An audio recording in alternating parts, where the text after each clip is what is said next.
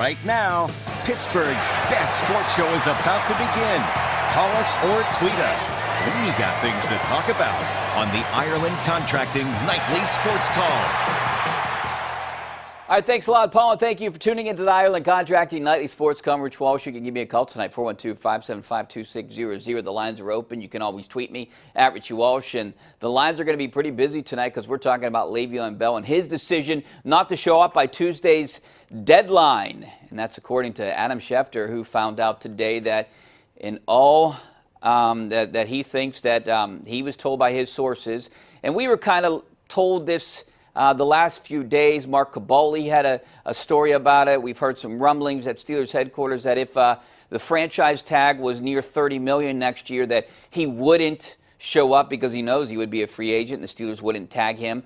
So that sounds likely the case. What's going to happen on Tuesday, which is crazy, he's going to forfeit $14.5 million if he doesn't show up. Now, I did hear that he was out of shape too, but you would think that if he was out of shape that he would show up. He would, they would use that 2-week exemption on him. He would get back into shape. He might not be playing a lot, but you would think that, my thing, and we talked about this with Paul Zeiss on the show yesterday, and I've been saying this for the last couple of weeks. I think it's too much of a risk for him to even show up if he's going to get a huge contract next year. It's too much risk, and these are the reasons why. If he shows up, he gets hurt. He loses out on a big deal next year. If he shows up and he is not happy with his role, then he loses out on money next year. Teams see this. If he shows up and James Conner is a whole lot better than him, and they think it's the system and the offensive line, he loses out on money next year. I see there's all these scenarios that he would lose out on this money that he's already going to get next year. There's going to be a team out there. Now, I would say about 28 teams want nothing to do with this guy.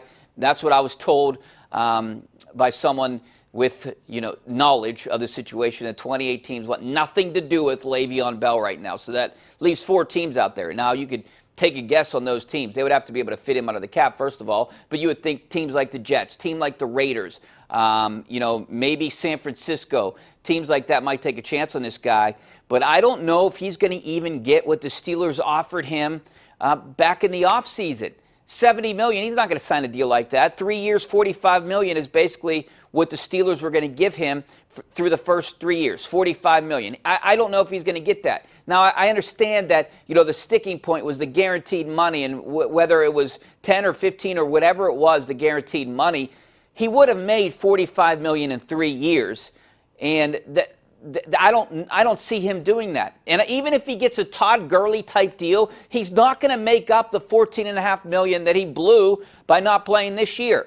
So I guess he doesn't need the money, or he would have shown up and got the $6 million for the rest of the year. So I think it's just crazy what Le'Veon Bell did this year, and I know Steelers fans are upset about it, but he would have made the team better down the stretch. I was kind of hoping he would show up. They would have figured things out in the locker room, and I think things would have been good after a week or whatever, and his role would have been back up, and I don't know if he could have dealt with that. And I think that probably plays into why he didn't show up. So, I just think I can't believe who he's listening to, what advice he's getting, because I don't know if there's a team out there that would give him a bigger deal than Todd Gurley, especially after sitting out a year. He sat out an entire year. He's not going to be the same player he was at the end of last year. After sitting out a year, not in football shape for an entire year, what's he going to do this offseason? Ride more jet skis? That's not going to get you in shape. So I'd like to hear from what you guys have to say tonight, 412-575-2600. I think Steelers Nation, Steelers fan base, and I'll tell you what, I think even the guys in the Steelers locker room, they're all rallying behind James Conner. They want James Conner to succeed. And now there's no question. After Tuesday, there's no more talk about when and if Le'Veon Bell's going to show up. The players don't even have to deal with it anymore. You might get a question here or there this week, like, can you believe Le'Veon didn't show up? But the guys will deflect that and basically say, hey, this is our team, and if you don't want to be a part of it, that's fine. I think they've said what they had to say all along. Marquise Pouncey, Ramon Foster, David DeCastro, those guys have made it known that they were upset at the beginning. They don't understand that he doesn't want to be a part of a team, and this is about being a team, and he's not being a good teammate, so you don't want a guy like that. And I think that's going to hurt him too next year. He's a me-first kind of guy, and I don't know how many teams are going to want that. And they might really look at this situation now, and I can't and say, hey, if I'm an owner or a GM, and I have a decision between Le'Veon Bell or maybe drafting a running back high or, you know, another guy that's a mid-tier running back, I might go with that just to not deal with the issues and the problems that Le'Veon Bell brings to the table. All right, I'd love to hear what you have to say. 412-575-2600 is the number. Give me a call back in 2 minutes.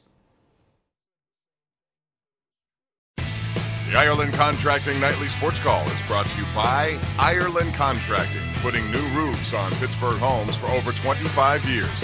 Call Ireland Contracting at 1-800-NEW-ROOF.